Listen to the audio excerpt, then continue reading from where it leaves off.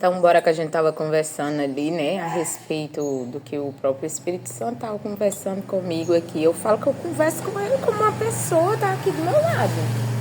E ele me fez refletir a respeito de ciclos, né? E hoje nós vamos estar lendo aqui a continuação da carta de Paulo à igreja de Gálatas. Tá muito interessante o que ele está falando hoje, porque acontece demais com a gente hoje em dia, né? No nosso dia a dia, com as pessoas que estão junto com a gente na caminhada. Eu quero ler somente 2 versículos que está dizendo assim: receio de vós que não haja trabalhado em vão para convosco. Nós estamos lendo a carta de Paulo à igreja de Gálatas no capítulo 4. O versículo que eu li foi o 11. Mas eu quero ler numa versão diferente, que é atualizada, né? No nosso linguajar está escrito assim: temo por vocês. Talvez eu tenha trabalhado em vão em favor da vida de vocês. Mais um versículo. Fiz-me acaso vosso inimigo, dizendo a verdade para vocês? Paulo declara o que ele temia, né, em ter trabalhado em vão pela igreja de Gálatas. Por que ele estava achando que estava parecendo que ele tinha trabalhado em vão pela igreja de Gálatas? Estava parecendo que tudo que ele tinha feito, sofrido para poder evangelizar essa igreja, parece que tinha sido tudo jogado por alto, sabe? Parece que não tinha adiantado nada. Por quê? Como a gente vinha falando no nosso devocional anterior, eles estavam afastando da verdade que Paulo tinha pregado para eles. Estavam sendo deixados ser levados pela conversa dos judaizantes e até por falsos profetas. E aqui diante desse temor de Paulo, na verdade desse medo, poxa vida, com as minhas palavras, Paulo dizendo assim: poxa vida, será que tudo que eu fiz para a igreja de Gálatas, para aqueles irmãos, não surtiu efeito nenhum? Será que não valeu nada? Tudo que eu falei para eles, tudo que eu apresentei para eles, todo o evangelho que eu expliquei para eles, o Jesus que eu apresentei, será que não valeu nada? Porque eles estão agora agindo dessa forma, afastando da verdade e querendo colocar na cabeça ou colocando na cabeça uma outra verdade que está sendo apresentada para eles. Beber uma aguinha. E por que também que Paulo está falando isso? Porque olha o que ele respondeu. Por acaso eu me tornei inimigo de vocês falando a verdade? Porque quando Paulo estava falando a verdade para eles, ó insensatos, por que vocês se afastaram da verdade com tanta facilidade? E ao mandar essa carta para a igreja de Gálatas aos irmãos, eles acharam que Paulo era inimigo deles agora. Depois de ter Paulo dado quase a vida dele para a igreja, para os irmãos, por ele falar a verdade, Senhor, por ele falar a verdade, corrigir eles por amor. Os irmãos lá da igreja de Gálatas acharam que Paulo estava virando, era inimigo deles, porque estava corrigindo. E quantas vezes isso acontece com a gente? A gente vai corrigir alguém por amor. Corrigir significa que você está alertando alguém porque você quer o bem dela. Não é criticar e julgar, não.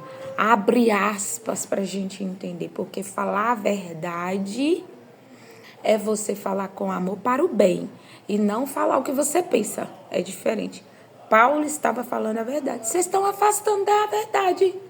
E eles acharam que agora Paulo era ruim. E quantas vezes você vai falar a verdade com alguém e esse alguém acha que você é inimigo dele, que você não é amigo mais não?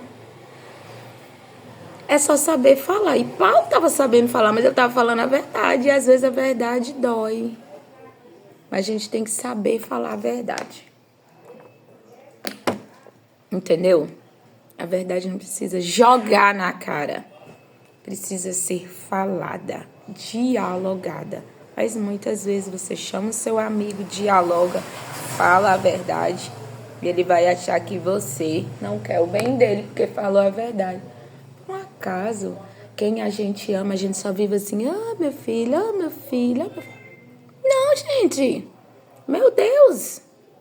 Então, tragamos à nossa memória, ao nosso coração, o que Paulo estava falando para a igreja de Gálatas e o que Deus está falando conosco hoje.